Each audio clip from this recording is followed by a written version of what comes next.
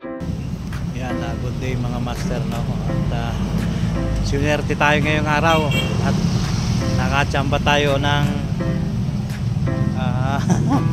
di inaasahan, no? Nasira yung panggilid natin ng mga master.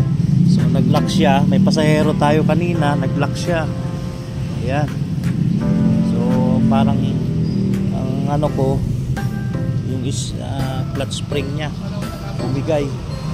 So yun, at buti na lang may mga katropa tayo, no? Naka-member tayo na pupunta ngayon.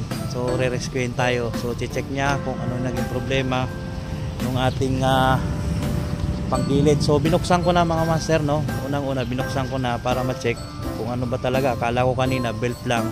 So may pasahero tayo pero wala. Ganun na nga, pag sapit dito sa may ham, sa may along San Joaquin, medyo umiiyak na yung belt natin. So yun, kaunting ano lang natin, arang andar natin. So yun, bumigay na. So pasero sana natin, papunta siya ng Makati. So ang fare niya is 199. So hindi naman natin inaasahan na gano'n mangyayari. Kaya yun, pinababa na lang natin, then in-off na lang natin yung apps natin. Kasi nga yan, as in talagang di na siya matulak mga master, no? Talagang nakalak. So antayin lang natin yung rescue natin. Lang daw yung asawa niya, so dadaanan niya na tayo dito.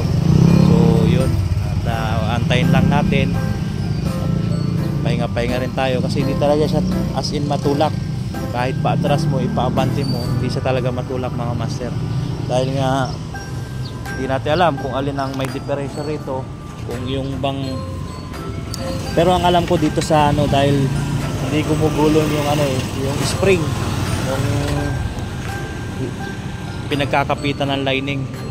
May shop naman malapit sana kung bukas na, kaso ang problema yan, sarado pa rin. So ayan, kasi nga maaga pa, kaya pinagtulungan nga, naghiram tayo ng tools dyan kanina. Hindi ko na video. So thank you pa rin kala kuya, pero di namin kaya kasing baklasin dahil unang-una wala kaming gamit. Ang gamit lang kasi nila ang lalaki kasi pang automotive. So yun, at di na namin pinilit dahil nga unang-una baka masira rin. Kaya antayin na lang natin yung ating rescue. Biglang tumirik. May sakay pa naman ako. Hindi mo na-drop? Dinarap ko na lang dyan. Sabi ko kaya doon sa baka Makati yun eh. Oo. Sabi ko wala, problema talaga. Ito, bigas. Ay wala na. Pud puta. Sabi ko na sa'yo eh. Upod. At pa sila ko yung lining. Meron ka ba doon na Yung mga pinaglumaan. Pwede pa naman siguro. Para maibiyahe lang. Natunaw yung aluminum, then dumikit siya rito sa pinaka-bell. Ayan. Kaya yung naging cause niya. Kaya hindi siya mapihit at hindi rin siya maikot.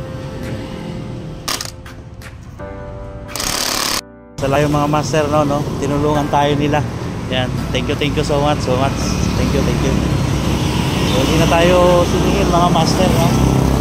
Dahil nga nahirapan kaming magtanggal dahil matigas na. So ayan, salamat dito sa Double Garage. Ayan, thank you. Hindi na tayo siningil sa pagpapatanggal. Maraming salamat. Hindi na tayo pinagbayad. Oo, wag na rin. Ay.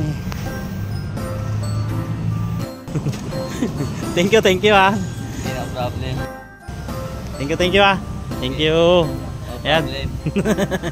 Yun buti malapit siya. Nag-rescue sa atin. Yun shout out. Thank you. Yun mga master, salamat at nakaalis na rin tayo. Kahit pa paano nakakuha tayo ng lining na medyo gamit na pero goods pa naman para makauwi tayo. Yung kailangan lang talaga natin bumili na ng lining. Ayan, salamat sa mga kapwa natin rider na handang tumulong, no? So hindi na tayo kahit sabi ko nga panggasolina ayaw na niya. Sige, ingat. Thank you Ares. Ayun.